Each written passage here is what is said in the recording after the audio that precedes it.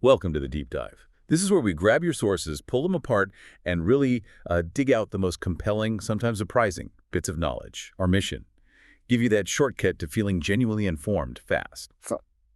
Today we're diving into a pretty fascinating stack of material excerpts touching on, well, everything from birds and ancient rocks to coral reefs and human history. It all seems to revolve around a specific desert region, a place shaped by extremes, but wow, full of incredible resilience and unexpected stories. Yeah, and what really jumps out from these sources is just how connected everything is. You start looking at, say, the behavior of a tiny bird, or the way the rocks formed millions of years ago, or the weird conditions in the sea, and you realize they're all tangled together in this environment. It's like a masterclass in complex systems. Okay, right. Let's unpack this then. Yeah. With such a mix of topics, where do we even start? Well, let's maybe start high up with the birds. The sources actually spend a good bit of time on migratory birds, especially the ones that live in really challenging spots. Thick reed beds, or even nesting right out on the ground, super vulnerable. I mean, picture being one of these birds, maybe in the reeds. Danger could be inches away, right? A snake, a cat, a hawk swooping down. Encounters are fast, close range, and that's why you get this really aggressive behavior described. Birds like the sick, spurring, lapwing, they're mentioned as constantly screaming. Camouflage is their main thing, but if something gets too close to that nest on the ground, the only move left is attack. Okay, and this aggressive survival isn't just like interesting behavior on its own. It ties into something much bigger, doesn't it? These migrating birds are actually doing crucial jobs across huge distances. Absolutely, yeah. They're providing what ecologists call ecosystem services, but like on an intercontinental scale. Think about pollination. Bees do it, sure, but maybe only over hundreds of meters. Birds, they can carry pollen, basically. Genetic information, hundreds of kilometers stuck to their feathers or whatever. That lets genes travel way further. Wow, okay. And seed dispersal, too. I mean, how does a tree move? How do plant populations migrate over long distances? Often it's birds. A sparrow eats some seeds, flies hundreds of kilometers, digests them, and then, poops them out far away from the original plant. Ants might move seeds a few meters. Birds move them across whole landscapes. Right. And then there's pest control. The sources mention birds like the blue throat. It eats insects in, say, Russia in the summer, helps keep bugs in check there. Then it flies thousands of kilometers south to Africa and does the exact same thing there during our winter. It's balancing habitats on two different continents. Oh, and clean up two vultures. Herons cleaning up weak fish from ponds, that sort of thing. So these flyways, they're not just bird highways, they're like corridors for essential life support services. Exactly. Genes moving, seeds moving, pest control services moving north and south. And think about that in terms of climate change. Habitats are shifting, right? Organisms need to move to survive.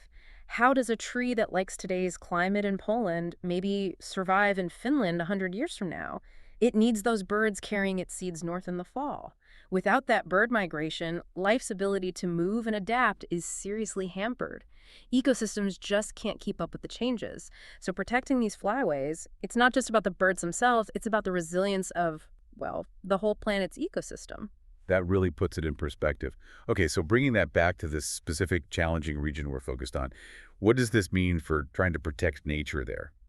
The sources seem to suggest the old ways of doing conservation might not be enough anymore. They really do. The traditional model, often very top-down, authority-based, was kind of like, okay, declare this a nature reserve, draw a line on the map, tell people to leave it alone. But the sources argue that, look, in this place, that train has kind of left the station. Yeah. The landscape itself has changed so much, often because of us, because of human activity. Key natural resources birds relied on, like the big salt marsh mentioned, they're just gone. You can't just fence it off and hope it comes back in 100 years. The ground itself is different, and humans are now part of the equation, like it or not. So you need a different approach. Yeah, a more creative one. A community-based approach that actually works with the landscape as it is now, even the human-altered parts. Because where are the birds actually going? A lot of them are forced into man-made habitats, right? Sewage treatment ponds, salt factory evaporation pools, farm fields, people's gardens. So the question becomes, how do you conserve migratory birds when their vital pit stops are like industrial sites or working farms? That sounds incredibly tricky. How are people actually tackling that based on what the sources say? Well, it takes real collaboration. They mention working directly with the people running the salt factory, the sewage plant, things like instead of birds getting zapped on power lines, let's put up safe perches, or Right. let's rethink how we manage the plants around these sites. Maybe don't cut everything down unless you absolutely have to. Adding trees near water sources. There's this whole process described of mapping where the dangers are, but also where the opportunities are within these man-made areas. They mention a project at Kibbutz North Mata doing exactly that. What about the more direct conflicts, like farming Mm. or airports? That must be a huge issue. Oh, yeah. Huge challenges, and they need different solutions. Take farmers. Many migratory birds, like 85% eat insects. They see a nice green field. Looks like good habitat, right? But often, that field is sprayed heavily with pesticides. So it looks good, but it's basically an empty supermarket for the birds. No food, maybe even poison. So how do you convince a farmer not to spray, maybe even see the birds as helpful pest control? The sources mention research work, collaborations like the R&D in the southern Arava. There's even a German PhD student mentioned studying how these insect-eating birds actually use different crops, trying to find that sweet spot. And airports, birds and planes. Not a good mix. Definitely not. That needs a whole different strategy. The local bird sanctuary mentioned actually provides expertise to the airport tower. They predict bird movements, give real-time info. It's become a way for the sanctuary to earn income working with places like Aqaba Airport. It's about managing that shared airspace. Interesting. And the bird sanctuary itself sounds like a key part of this new approach. Totally. It's presented as an example of this modern conservation model. It's free to enter, designed to be welcoming, kind of an environmental hub for the community. It actually encourages people to do conservation at their homes, in their own gardens or businesses. It's all about deliberately creating and managing these alternative man-made stopover sites based in what different types of birds actually need. So if they can't bring back the original salt marsh, they're essentially building new, specialized habitats as compensation. Exactly that. Yeah. You can't just make salty ground unsalty again easily. So you compensate. You create new wetlands, but tailored. Maybe saline ponds designed for birds that eat tiny shrimp, like flamingos or stints. Then freshwater lakes for the fish eaters, like kingfishers and herons. You need reed beds for the birds that hide in there. You need specific flowering plants for pollinators or seed eaters. And even specific trees timed for specific birds, like the sources mention the Persian Salvadora tree for lesser whitethroats arriving in March, and then the moringa tree for common whitethroats coming a bit later, early April. It's not just food, it's also safety at the right time.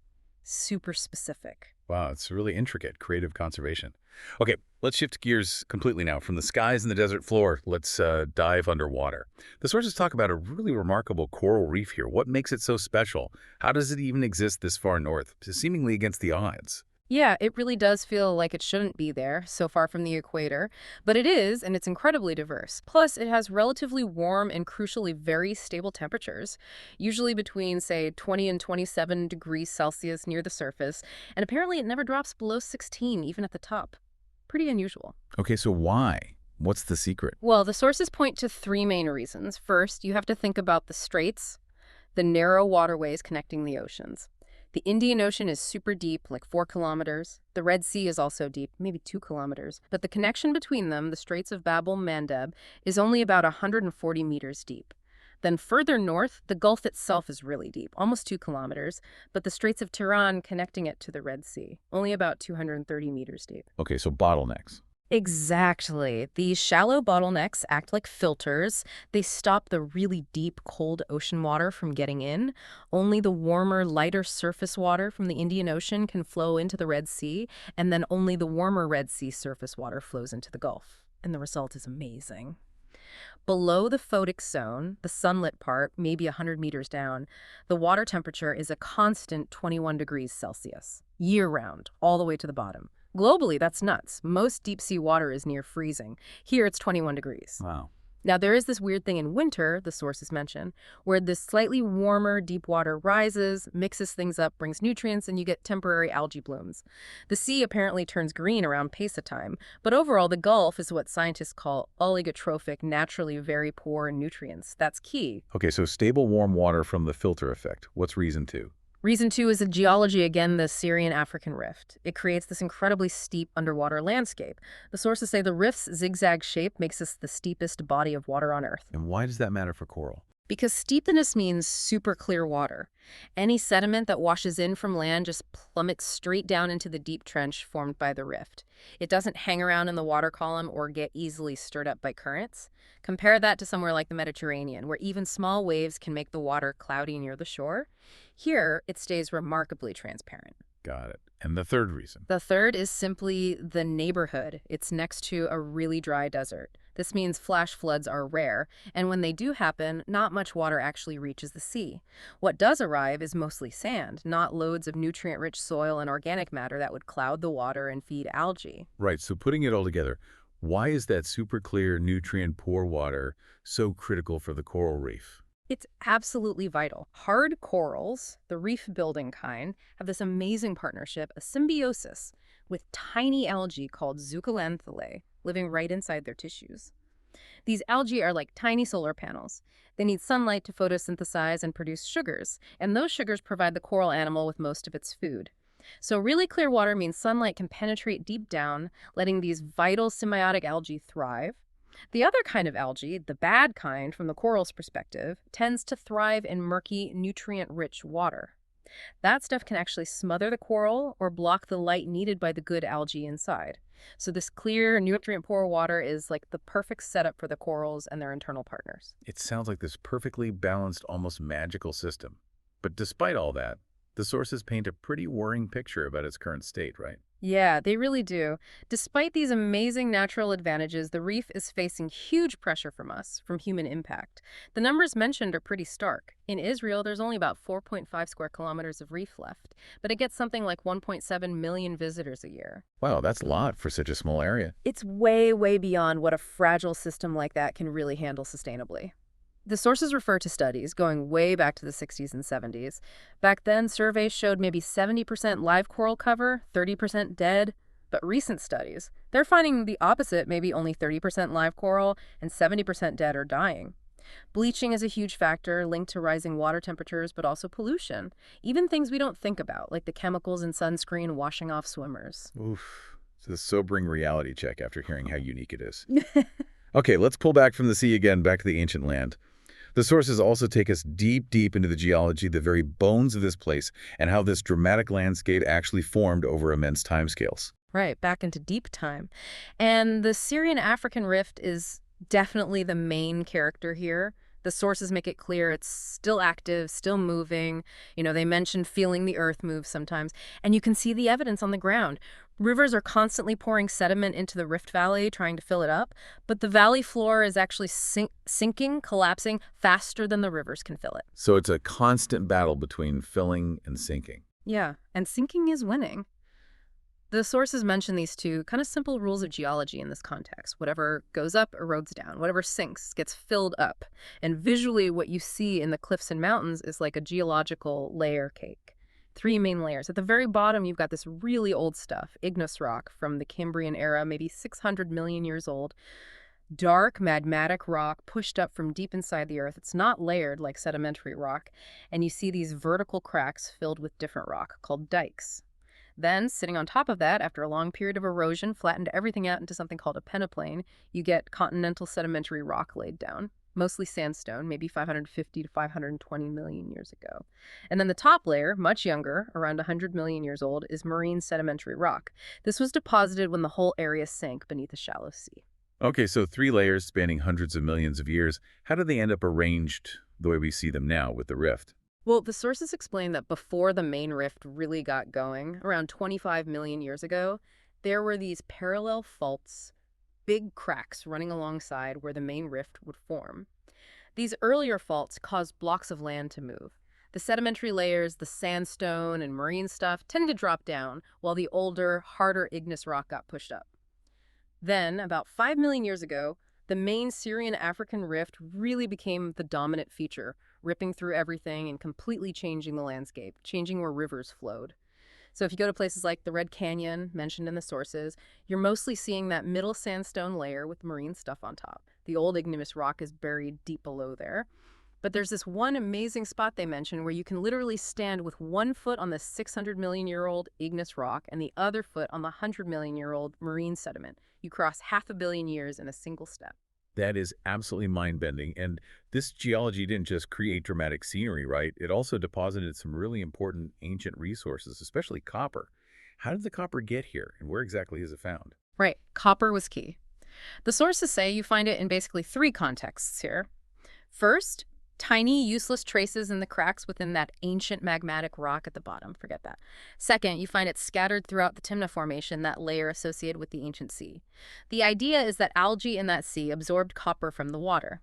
When they died, their organic matter settled, leaving behind this low concentration, maybe 0.7% copper, mixed into the sediment. Okay, 0.7%. Doesn't sound like much. No, but it's widespread. But then there's this third place, a specific site called the Arches, where the concentration is way, way higher, like 30–40% copper. Whoa, okay. Why so high there? How did that happen? That's the cool part.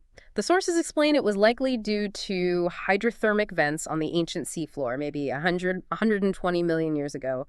Hot, mineral-rich water bubbling up from below. These vents basically tapped into that sea sediment layer that already had the low 0.7% copper. The super hot water dissolved and carried the copper, but it also essentially melted or dissolved away the surrounding silt and other elements. So it's like you're removing the non-copper stuff, leaving the copper behind in a much more concentrated chunk. The analogy used is like taking a mixed salad and somehow removing everything but the tomatoes. Suddenly, the percentage of tomatoes is way higher. And the copper found there is specifically copper sulfate. Oh, okay, so if there were these super rich pockets, why did modern large-scale mining operations, according to the sources, focus on the big area with only 0.7% copper? That seems counterintuitive. Yeah, it does seem odd, right? But the sources address this. It wasn't necessarily because the ancient miners took all the good stuff from the rich pockets. For modern industrial-scale mining, it's actually much easier and more economical if the resources spread out evenly, even at a low concentration, across a huge area. You can just scoop up massive amounts of earth, and every scoop has some copper. Trying to find and follow narrow, rich veins, like at the 30–40% sites, is way more complex and expensive when you're talking about huge machinery and processing plants. Predictability is key. They mentioned Timna Park today has like 25 different walking routes, which gives you a sense of just how big that low concentration area really is. Okay, that makes sense from an industrial perspective. Now, this copper low or high concentration, it wasn't just sitting there. It drove human activity here for millennia. Who were the people actually doing this ancient mining and smelting? Right. This is where the human story gets really fascinating, and the sources challenge some common assumptions, particularly the idea that these workers were just slaves. Based on the archaeology, looking closely at things like fragments of their clothing, the types of food they ate, the structures they built, the evidence points away from them being slaves in the way we usually think of it. The sources suggest the whole concept of labor might have been different back then. Maybe it was more like a really long, tough apprenticeship where you learned incredibly valuable high-tech skills. These people were probably the materials scientists and engineers of their day, working with complex smelting technology. So skilled workers, not slaves. What about who they were, their identity? Yeah, that's been debated for a long time, too. Earlier theories threw around names like Israelites or Midianites. The sources explain how archaeologists use specific pottery styles as cultural fingerprints. There's a particular type, Koraya painted ware, or QP, that's strongly linked to the Midianites. And the key finding here, they found almost none of it in this whole vast mining area, like one single shard. Wow, so the absence of a specific pot type is a major clue. That's pretty cool. It really is. It's strong negative evidence. It helps rule out the Midianite connection. So the current understanding, credited in the sources to someone named Ellis Benis, is that these people were likely Edomites. And this actually fits with some biblical references, like a passage in the Book of Kings that places King Solomon's fleet down in Izion, or Eilat, specifically in the land of Edom. The sources suggest that while maybe they saw themselves locally, like I'm a person from this specific mining camp, looking back, we can see them as forming the early core, the nucleus of what became the Edomite people. Okay, Edomites. And how did they interact with, say, the Egyptians? Egypt was the superpower back then. Right. The sources propose it was a kind of symbiosis, a mutually beneficial relationship, though maybe not entirely equal. The Egyptians needed vast amounts of copper. Copper was like the oil or the silicon of its day. It was the high-tech, strategic material. Controlling copper meant power. So the Egyptians controlled this whole region militarily and politically, but they were also the essential customer. They would buy basically any amount of copper the locals could produce. There's a really interesting point made about the copper furnace technology itself. The sources note this big jump in how widespread furnaces become in the archaeological record, moving from maybe a 5th millennium CE way up to the 14th century BCE. The argument is, while the basic knowledge of smelting might have existed earlier, the invention and use of large-scale furnace technology only really made sense, only became truly useful when you had an empire big enough and complex enough to need that much copper. And the Egyptians were the first empire on that scale. So the picture painted is the local Edomites had the technical know-how, the smelting skills, and the Egyptians provided the political control, the security, the guaranteed market, and the sheer demand that drove this massive production effort. Wow. Okay, we have covered so much ground, or maybe sky, sea, and ground, from aggressive birds helping forests to migrate in response to climate change, to a coral reef thriving against the odds because of geological filters and steep slopes, all the way back to ancient copper mines. Mines that are now telling us these really nuanced stories about identity and labor practices thousands of years ago. It's incredible. It really hammers home how deeply interconnected everything is in this specific place, doesn't it? You've got the massive geological forces of the rift literally shaping the land and the sea, creating the unique conditions for both the reef and those copper deposits. You've got bird migration linking this desert spot to ecosystems thousands of kilometers away. And you see modern conservation having to get incredibly creative, finding ways for nature and human activity not just to coexist, but maybe even to help each other out. It really shows you just how dynamic and complex the natural world is, and how our own human history isn't some separate story, but it's woven right into these environmental narratives. Absolutely. And it also shows how our understanding keeps changing, right? Both of nature and of the past. We find new evidence, like that pottery shard or lack thereof. We develop new ways of thinking based on sources like these, and the picture evolves. So for you, listening to this deep dive, maybe something to chew on. Yeah, consider this. If nature itself seems to need dynamic systems, movement, and adaptation to cope with change, and if our efforts to protect it are shifting away from just fencing things off towards more creative intervention and finding a kind of symbiosis with human activity, what does that imply about how we should think about our own role? Maybe not just as guardians standing outside protecting isolated pockets of pristine nature, but perhaps as more active, thoughtful, even creative participants within this changing, deeply interconnected world. Definitely something to reflect on as you process everything we've explored today.